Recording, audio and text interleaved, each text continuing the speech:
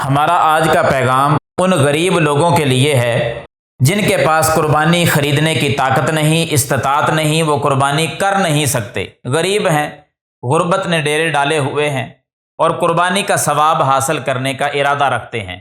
مایوس نہ ہوں، اللہ کی رحمت سے نا امید نہ ہوں۔ اللہ رب العالمین نے مکمل قربانی کا ثواب ان کے لیے بھی رکھا ہے، تھوڑی سی پابندی کے ساتھ ہم یہ دن گزار دیں۔ سنن نبی داؤد کے اندر حدیث ہے، ایک کام کرنا ہوگا اور اس کام کے بدلے میں مکمل قربانی کا ثواب ہمیں مل جائے گا۔ وہ کام کیا ہے؟ سنن نبی داؤد، ایک صحابی آئے، آ کے عرض کرتے ہیں، یا رسول اللہ صلی اللہ علیہ وسلم، میرے پاس ایک دودھ دینے والا جانور موجود ہے، کیا میں قربانی کے طور پر اسی کو ذبح کر دوں؟ قربانی کی فضیلت، قربانی کا ثواب حاصل کرنے کا ارادہ تھا اور کوئی جانور نہیں، مزید کوئی جانور خریدنے کی طاقت نہیں، دودھ دینے والا جانور ہے، یا رسول اللہ صلی اللہ علیہ وسلم، اللہ کے راستے میں اسی کو ذبح کر دوں؟ امام کائنات صلی اللہ علیہ وسلم جو رحمت للعالمین بن کر آئے، آپ نے فرمایا، میرے صحابی، اس جانور کو ذبح نہ کر، دودھ دیتا ہے، اس دودھ سے آپ کے بچوں کا گزارا ہوتا ہے، گھر کا نظام چل رہا ہے، اس دودھ والے جانور کو ذبح نہ کر، بلکہ ایک عمل ذکر کر دیتا ہوں، وہ کر لینا۔ وہ عمل کیا ذکر کیا؟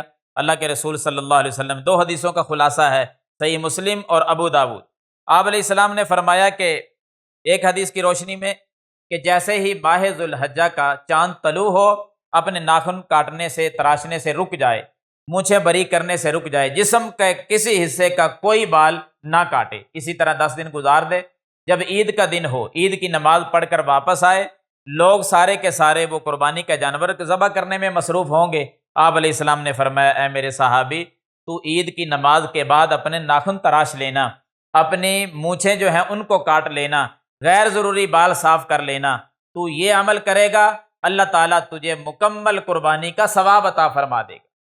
تو تمام احباب اس کو نوٹ کر لیں، جو غربت کی وجہ سے قربانی نہیں کر سکتے، 10 دنوں کے اندر اپنے بال اور ناخن کاٹنے سے رکے رہیں، عید کی نماز ادا کرنے کے بعد ناخن تراشیں، بال کاٹ لیں، مکمل قربانی کا ثواب حاصل کر لیں۔ یہ اللہ کی طرف سے بہترین پیکج ہے ہمارے لیے، ہم سارے ہی اس پر عمل کریں اور اللہ سے قربانی کا ثواب حاصل کریں۔ اللہ تعالیٰ عمل کی توفیق عطا فرمائے۔